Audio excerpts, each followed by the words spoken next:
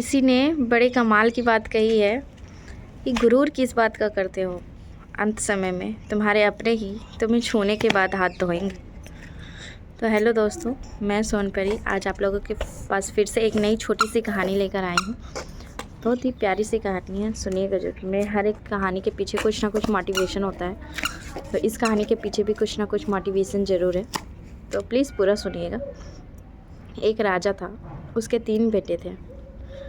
वह राजा चाहता है कि उसके सभी बेटे में सेम बुद्धि, सेम क्षमता रहे, इसलिए वह एक योजना बनाता है और तीनों बेटों को अपने महल में बुलाकर और कहता है कि तुम लोगों को 3-3 अंतराल में 3-3 महीने के अंतराल में बाहर जाना है, राज्य से बाहर जाना है, एक पेड़ की खोज करना है। और वो पेड़ कौन सा है? नाशपाती का, जो हमारे राज्य में नहीं है।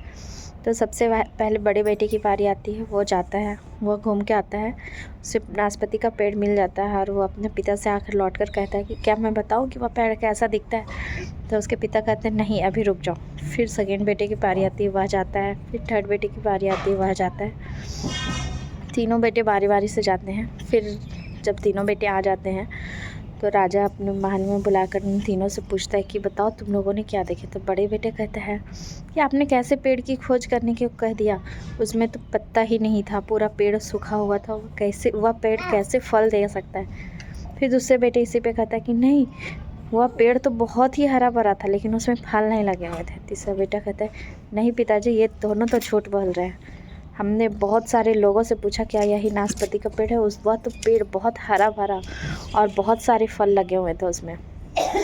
यहाँ सुनकर उसका पिता कहता है तुम तीनों आपस में लड़ो मत, तुम तीनों ने सही पेड़ देखा है, बस पेड़ में पौधे नहीं थे, पत्ते नहीं थे, पेड़ हरा भरा नहीं था, तो ये उसकी गलती नहीं, ये मौसम की गलती है। तुम तीनों 4-4 महीने के अंतराल में गए थे और हर मौसम में हर चीज़ चेंज होते रहता है, इसलिए समय कभी भी एक जैसा नहीं रहता है।